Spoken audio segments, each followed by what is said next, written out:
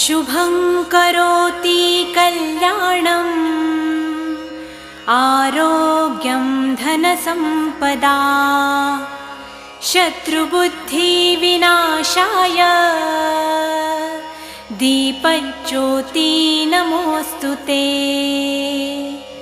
दिव्यादिव्यारे दीपत्कार कानी कुंडलमोतीहार दिव्याला पाहून नमस्कार तिळाचे तेल कापसाची वात दिवा तेवे देवा पाशी उजेड पडे विष्णू पाशी माझा नमस्कार सर्व देव देवतांपाशी